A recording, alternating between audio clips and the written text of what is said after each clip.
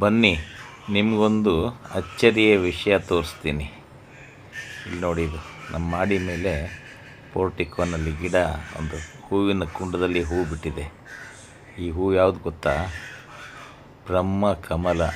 ಇಲ್ಲಿ ನೋಡಿ, ಇದು ಒಂದು ಪಾಟಲ್ಲಿ ಈ ಗಿಡ ಬೆಳೆಸಿ, ಗಿಡ ಇವತ್ತು ಅರಳಿದೆ, ಇನ್ನೂ ಅರಳುತ್ತಾ ಇದೆ. ಪೂರ್ಣ ಅರಳಲಿಕ್ಕೆ 2 ಗಂಟೆಗಳ ಕಾಲ ಬೇಕು.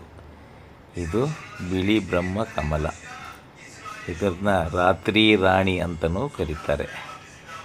ಈಗ ಇದರ ಪರಿಮಳ ಬಹು ದೂರದ ತನಕ ಹೋಗುತ್ತೆ. ಅಷ್ಟು ಸುಂದರವಾದಂಥ ಹೂವಿದು. ಇದು ಭೂಮಿ ಮೇಲೆ ಮಣ್ಣಿನಲ್ಲಿ ಬೆಳೆಯುವಂಥದ್ದು ಬ್ರಹ್ಮಕಮಲ.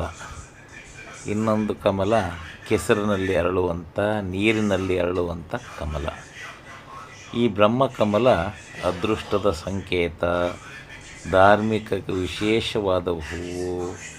ಇದನ್ನು ಬ್ರಹ್ಮ ಇದರ ಮೇಲೆ ಕುಳಿತು ತಪಸ್ಸು ಮಾಡಿದರು. ಗೌತಮ ಬುದ್ಧನ ಕೈನಲ್ಲಿ ಈ ಹೂವಿತ್ತು. ಬದರಿ, ಕೇದಾರದಲ್ಲಿ ಇದನ್ನು ದೇವರಿಗೆ ನೈವೇದ್ಯ ಮಾಡಲು ಬಳಸ್ತಾರೆ. ಅಲ್ಲಿ ಹೂಗಳು ಅರಳುತ್ತದೆ ಸೆಪ್ಟೆಂಬರ್, ಅಕ್ಟೋಬರ್ ಹೀಗೆಲ್ಲ ಹೇಳ್ತಾರೆ. ಈಗ ನವಂಬರ್ ಕಳೆದು ಡಿಸೆಂಬರ್ ತಿಂಗಳಲ್ಲಿ ಇದು ನಮ್ಮ ಮನೆಯ ಮಾಡಿ ಮೇಲಿನ ಪೋರ್ಟಿಕೋದಲ್ಲಿ ಅರಳಿದೆ.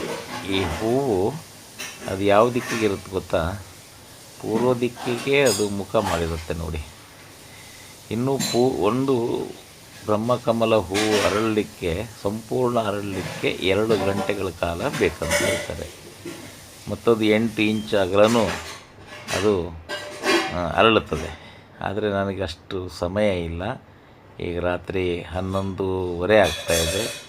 ಹಾಗಾಗಿ ಇದಿಷ್ಟನ್ನು ನಿಮಗೆ ತೋರಿಸ್ತಿದ್ದೀನಿ.